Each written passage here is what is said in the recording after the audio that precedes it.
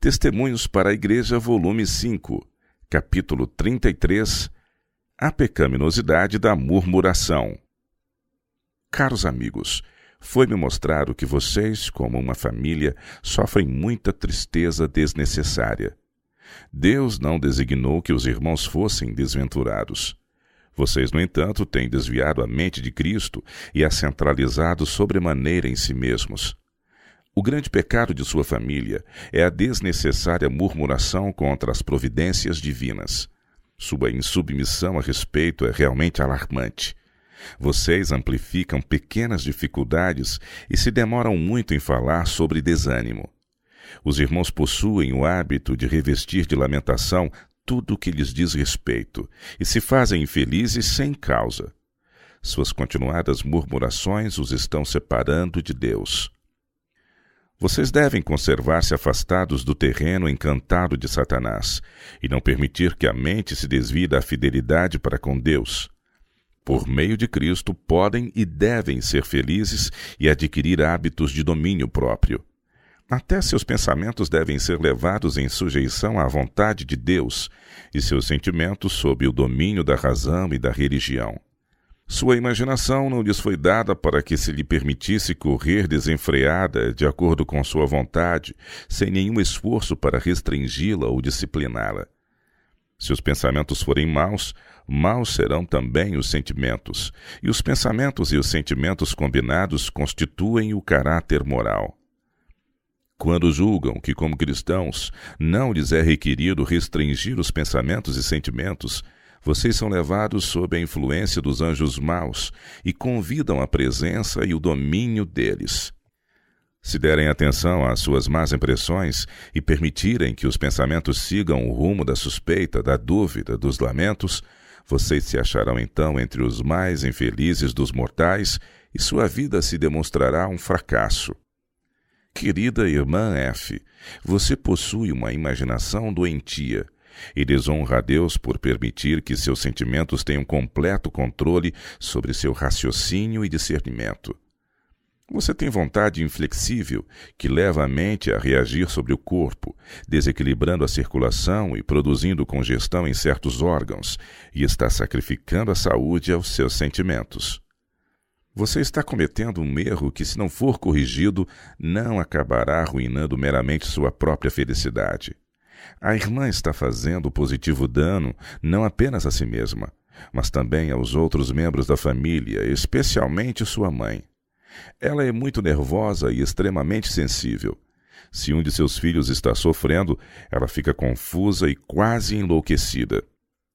Sua mente fica desequilibrada pelos frequentes ataques de histeria que é compelida a testemunhar e grande tristeza é lançada sobre todos ao seu redor.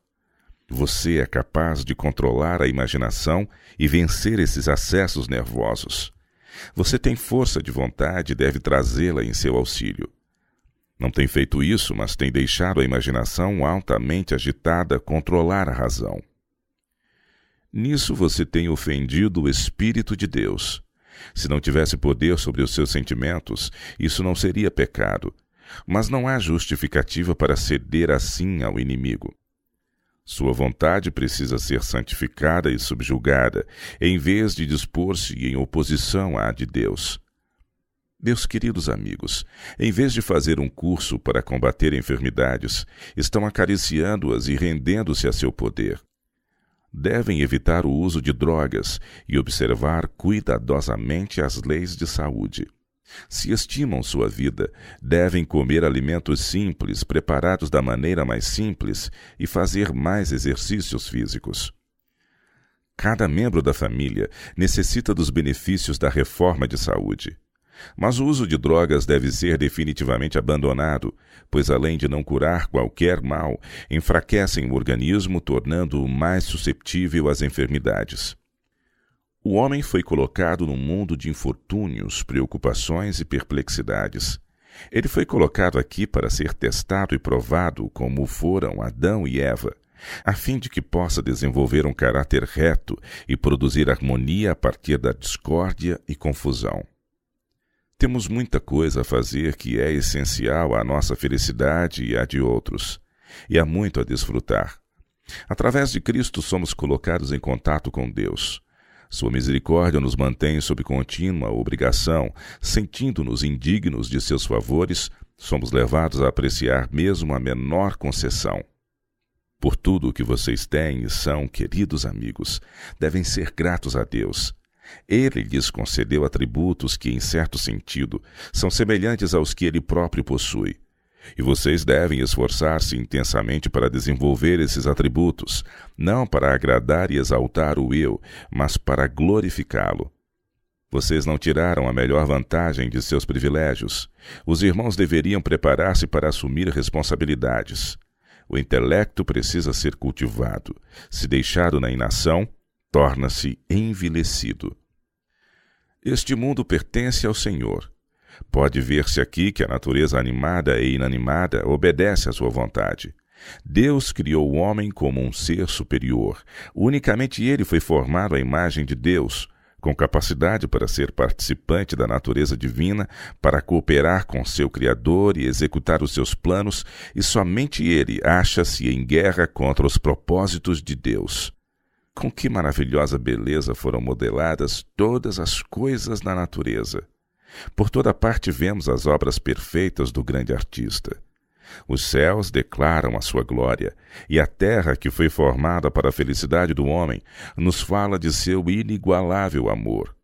Sua superfície não é uma planície monótona, mas grandes cadeias de montanhas emergem para diversificar a paisagem. Há espumantes correntes e vales férteis, belos lagos, grandes rios e o oceano sem limites. Deus manda o orvalho e a chuva para refrescar a terra sedenta. As brisas que promovem saúde ao purificar e refrigerar a atmosfera são controladas por sua sabedoria. Ele pôs o sol nos céus para marcar o dia e a noite, e por seus benévolos raios fornece luz e calor à terra, fazendo com que a vegetação cresça. Chamo sua atenção para essas bênçãos, advindas da generosa mão de Deus. Que o renovado brilho de cada manhã desperte louvor em seu coração por tais provas de seu amoroso cuidado. Mas ao mesmo tempo em que nosso bondoso Pai Celestial dá tantas coisas para promover-nos a felicidade, também concede bênçãos disfarçadas.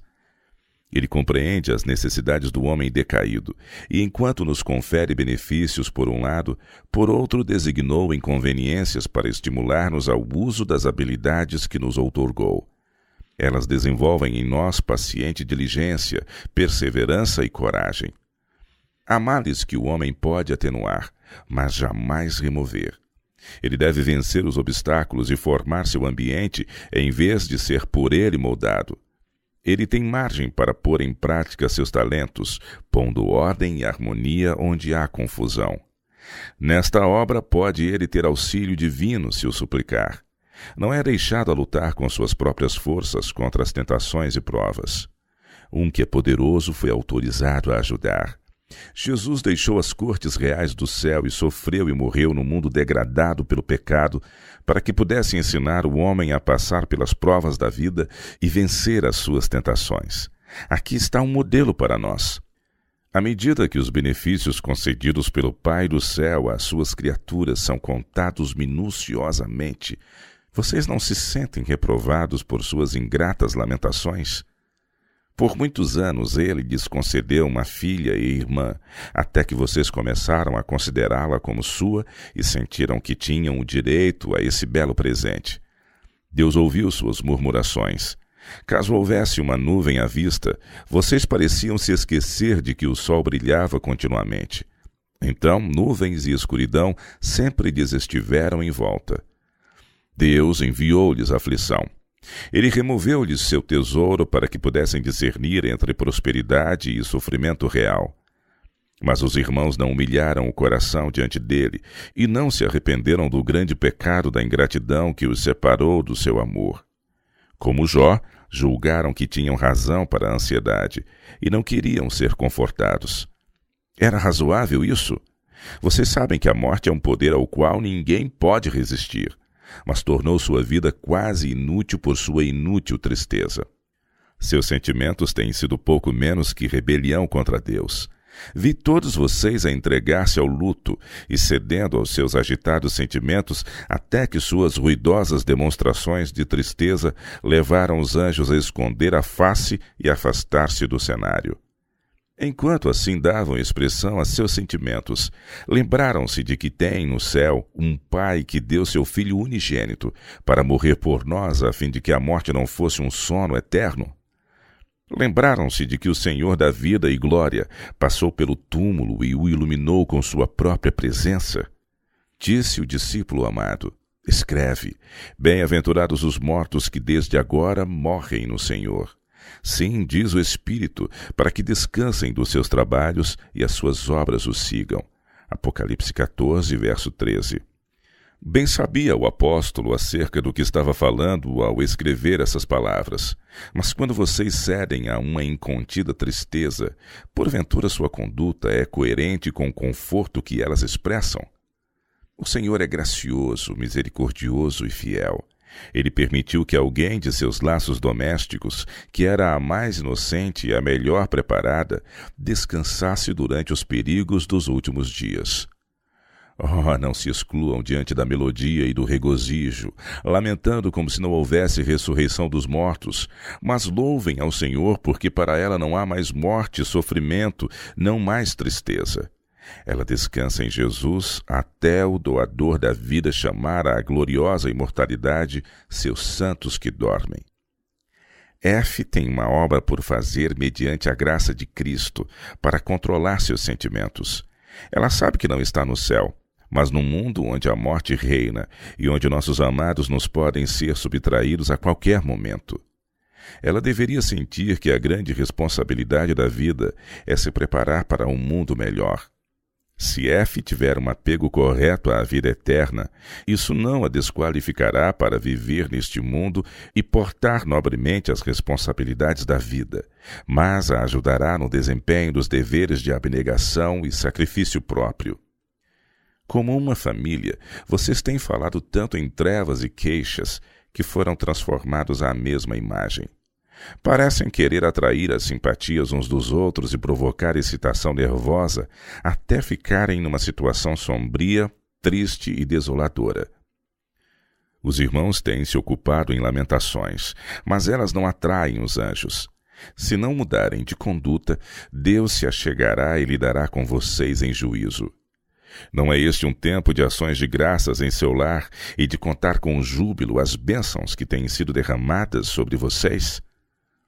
O poder da verdade deve ser suficiente para suster e consolar em qualquer adversidade. É em habilitar seu possuidor a triunfar sobre a aflição que a religião de Cristo revela seu verdadeiro valor. Põe os apetites, as paixões e as emoções sob o controle da razão e da consciência e disciplina os pensamentos de modo a fluírem no conduto sadio. E então a língua não se permitirá desonrar a Deus por expressões de pecaminoso descontentamento. Nosso Criador reivindica com justiça o direito de fazer o que achar melhor com as criaturas de suas mãos. Ele tem o direito de governar segundo sua vontade e não como o homem escolhe. Deus, porém, não é um juiz severo, um cruel e exigente credor. Ele é a verdadeira fonte do amor, o doador de inumeráveis bênçãos. Vocês deveriam sentir o mais profundo pesar por desprezar tal amor e por não possuir gratidão e louvor brotando do coração pela maravilhosa bondade de Deus. Não merecemos os seus benefícios, mas eles são contínuos sobre nós, apesar de nossa indignidade e cruel ingratidão. Parem de se lamuriar como se fossem escravos sob um feitor tirano. Jesus é bom. Louvem-no. Louvem aquele que é auxílio à saúde e seu Deus.